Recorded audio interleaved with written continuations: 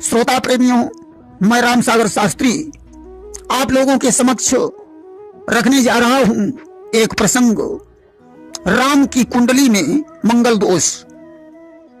देखिए, आप सभी लोगों ने कबीरदास जी का एक पद सुना होगा कि गुरु वशिष्ठ से पंडित ज्ञानी सोधि के लगन धरी, दशरथ मरण हरण सीता का, वन में विपत्ति परी, कर्म गति तारे नाही टरी। वशिष्ठ जैसे परम विद्वान पंडित ने शोध कर लगन रखी और फिर भी राम के ऊपर तमामों संकट आए। विवाह करने के थोड़े दिनों बाद राम का वनवास हो गया। परिणामतः दशरथ की मृत्यु हुई, वन में आपत्ति आई, यह सीता का हरण हो गया। बाद में राज्य मिला भी, परंतु सीता का परित्याग करना पड़ा। वशिष्ठ जी कर्मों की गति को नहीं मिटा सके। देखिए, पहली बात, सीता का विवाह तो धनुष के अधीन था, रहा विवाह चाप आधीना। यहां तो शर्त यह थी कि जो वीर धनुष को तोड़ेगा उसी के साथ सीता का विवाह होगा। भले ही दोनों की कुंडली में विवाह बनता हो या न बनता हो, परंतु विवाह तो करना ही पड़ेगा। वशिष्ठ जी ने राम सीता के विवाह की कोई लगन नहीं रखी थी। देखिए, जिस समय दशरथ ने राम का राज्याभिषेक करने का विचार बनाया तो वे गुरु वशिष्ठ के पास गए, चरणों में मस्तक नवाकर कहने लगे, गुरुजी, मैं राम को युवराज पद देना चाहता हूं, इसमें आपका क्या विचार है? दशरथ के ऐसे वचन सुनकर वशिष्ठ जी ने कहा कि बेगी विलंबन करिए नृप, साजिए सबुई समाज, सुदिन सुमंगल तब ही जब राम हो ही युवराज। वशिष्ठ जी ने कहा, राजन, अब इस कार्य में देर मत कीजिए, तत्काल तैयारी करो। दशरथ बोले, मुनिवर, इसके लिए कोई अच्छा मुहूर्त भी तो बताइए। वशिष्ठ जी ने कहा, राम के लिए वही दिन सुंदर है जिस दिन राम राजा हो जाएं। देखिए, वशिष्ठ जी परम तपस्वी और त्रिकालज्ञ हैं। उन्हें भूत भविष्य वर्तमान तीनों कालों का ज्ञान है। वे भली प्रकार जानते हैं कि अभी तो राम का राज्याभिषेक होना असंभव है, यह समय तो उनके वनवास का है। इसीलिए उन्होंने दशरथ से कहा कि सुदिन सुमंगल तब ही नृप, जब राम हो ही युवराज।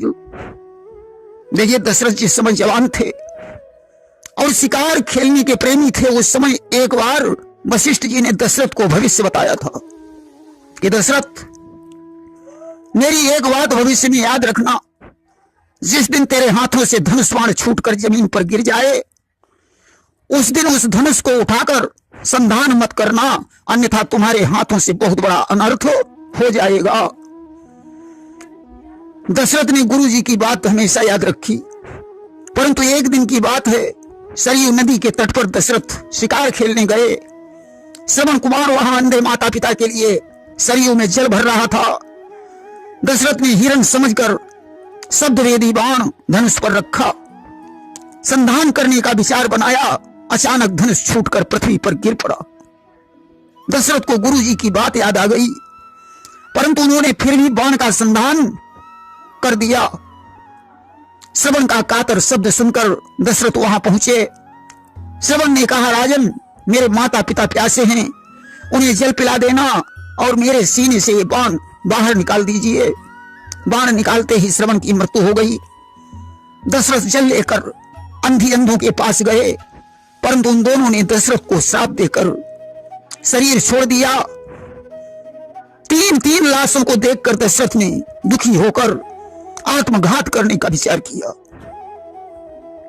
उस समय भगवान विष्णु ने आकाशवाणी में कहा, दशरथ, अभी तुम्हारी मृत्यु नहीं है, अभी तुम्हारे 3 विवाह होंगे। जब राम वन को जाएंगे तब तुम्हारी मृत्यु होगी। तब तक इनकी अंतिम क्रिया करने के पश्चात अयोध्या का राज सुख भोगो। देखिए, रावण भी मस्तक रेखा का बहुत बड़ा ज्ञाता था।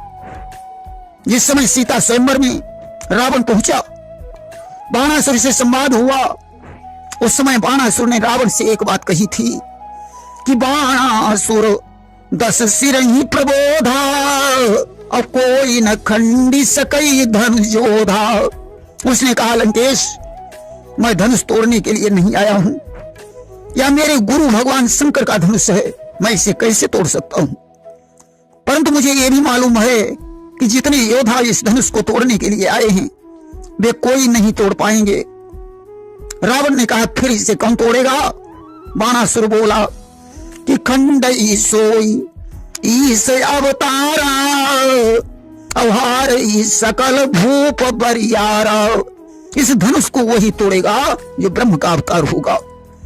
उसके आगे समस्त योद्धा पराजित हो जाएंगे। आज तो धनुष को प्रणाम करके बाणासुर चला गया। रावण की उस धनुष के संबंध में, रावण भी उस धनुष के संबंध में जानता था कि इस धनुष को तोड़ने वाला महान संकटों से होकर गुजरेगा, भले ही वो ब्रह्म का अवतार ही क्यों न हो। रावण ये बात भली प्रकार जानता था कि राम ब्रह्म के अवतार हैं। आज उसने राम की मस्तक रेखाओं का अवलोकन किया और कहने लगा कि हे राम, तुम्हारी बाम भ्रकुटी पर पिता मरण वनवास लिखा, दाहिनी भ्रकुटी पर सुनो राम श्रीलंका पति का नाश लिखा। हे राम, आपकी बाम भ्रकुटी की रेखा बता रही है कि इस विवाह के बाद अति शीघ्र तुम्हारा वनवास होगा और पिता की मृत्यु हो जाएगी। आपकी दाहिनी भ्रकुटी की रेखा यह बता रही है कि आपके द्वारा ही मेरा विनाश होगा। मस्तक की रेखा यह भी बता रही है कि मेरे द्वारा आपकी पत्नी सीता का हरण होगा। इसलिए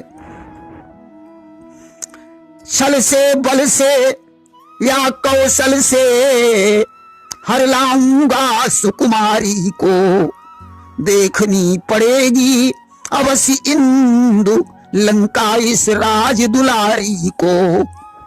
छल से, बल से या युद्ध करके जैसे भी होगा मैं सीता जी का हरण अवश्य करूंगा। ओ हे राम, निमंत्रण देता हूं, सीधे गढ़लंक चले आना, मेरी उस मोक्ष पिटारी को हे धर्मधुरी न साथ लाना। जब मैं सीता का हरण करूं तो आप लंका में आ जाना, अपने हाथों से बाण मारकर मेरा उद्धार कर देना। इतना कहकर रावण ने धनुष को प्रणाम किया और वहां से चला गया। देखिए, देवर्षि नारद हस्तरेखा के बहुत बड़े पंडित थे। जिस समय विश्व मोहिनी का हाथ देखा तो हाथ में लिखा था कि जो यही बरई अमर सो होई, जो इस कन्या का वरण करेगा वह अमर होगा। परंतु नारद जी ने यह समझा कि जो इस कन्या के साथ विवाह कर लेगा वह अमर हो जाएगा। इसीलिए विष्णु से सुंदर रूप मांगा था। पार्वती का हाथ देखकर नारद ने बताया था कि जोगी जटिल अकाम मन, नग्न अमंगल वेश, अस स्वामी यही का मिले, परी हस्त असरेख। इसका पति योगी होगा, जटाओं वाला होगा, अकाम और नग्न तथा अमंगल वेश वाला होगा। देखिए, ज्योतिष के प्रकांड विद्वान वराह मिहिर ने कहा है कि बच्चे की रचना ग्रहों के प्रभाव से होती है और जन्म से मृत्यु तक ग्रहों के चक्रव्यूह में फंसा रहता है। भृगु संहिता के प्रणीता महर्षि भृगु ने राम की कुंडली का विवेचन किया है। भगवान राम का जन्म कर्क लग्न में हुआ। चंद्र एवं गुरु लग्न में बैठे हुए हैं। राम की लग्न भी कर्क है और राशि भी कर्क है। गुरु और कर्क के साथ यहां गज केसरी योग बनता है, जो प्रबल कीर्ति को देने वाला योग है। वहीं दशम भाव में उच्च राशि मेष का सूर्य है, जो प्रबल राज योग बनाता है। वहीं गुरु चंद्र को दो पापी ग्रह शनि एवं मंगल भी उच्च राशि में बैठकर देख रहे हैं। मंगल सप्तम भाव से देख रहा है, शनि चतुर्थ भाव से देख रहा है। दोनों की पूर्ण दृष्टि है। ऐसी स्थिति में प्रबल राज भंग योग बनता है। इस समय दशरथ ने वशिष्ठ जी से राज्याभिषेक के बारे में पूछा था। उस समय राम की कुंडली में सन की दशा में मंगल की अंतर्दशा थी। राज्याभिषेक की तैयारी के समय दोनों ग्रह राजभंग का योग बना रहे थे। वशिष्ठ जी को यह सब कुछ पता था। अस्तु राज्याभिषेक न होकर उनका वनवास हो गया। इन दोनों ग्रहों की वजह से उन्हें अनेकों संघर्ष का सामना करना पड़ा।